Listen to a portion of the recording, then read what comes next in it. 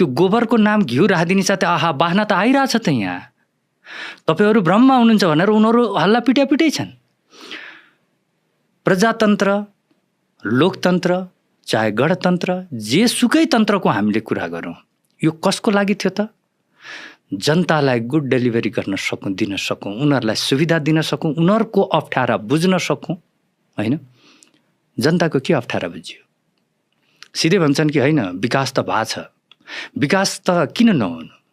एउटा चिज थाहा छ, खानको लागि पनि प्लेट त चाहियो नि। यहाँ विकासको लागि विकास भए होइन, त्यो विकास नगरेदेखि त उनीहरूले खान पाउँदैनन्। देखाउनको लागि मात्रै भयो नि त, विकास त देखाउनु पर्यो। रोड बनाउनै पर्यो, 6 महिनामा उब्किन्छ। कति विद्वानहरू त्यसलाई चेन्ज गर्न सक्दैनन्, त्यति चेन्ज गर्न सक्दैनन् कि यसले किर्ना जस्तो गरी देश खाइरहेछ भन्ने त्यति पनि फिल हुँदैन।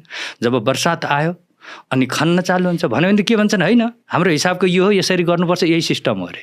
जुन सिस्टमले देश खाइरहेछ त्यो सोच्न सक्दैन, हैन?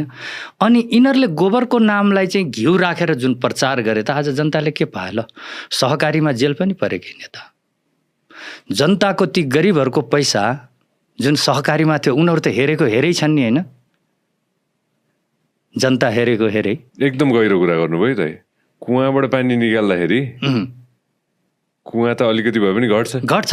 त्यसको मूल नै एक दिन सुक्छ, धेरै सुक्दै गइसक्यो नि, हैन? पहिलाको इनारहरू कति सुक्दै गइसक्यो नि, त्यो त घट्छ। तर यिनीहरू मोटाको मोटाई पावर, त्यही भएर उनीहरूलाई डर। राजनीतिको बडा सिम्पल खेल छ जो राजनीतिमा पर्यो नि, यो भित्रको इन्जिन यिनीहरूले यसरी तयार गरेछ जो जानी साथै त्यसलाई दाग लगाउन सकिन्छ कि। कानुनको चलखेल त चाहे भने अहिले यही प्रोग्राम चलाउँदा चलाउँदै सञ्जय पनि जेल जान सक्छ, म बोल्दा बोल्दै म पनि जान सक्छु। यहाँ सत्यसँग मतलब छैन, कानुनले सिकाएकै यही भयो। अहिले कानुनलाई पनि सत्यसँग मतलब रहेन कि व्याख्यासँग मतलब रह्यो।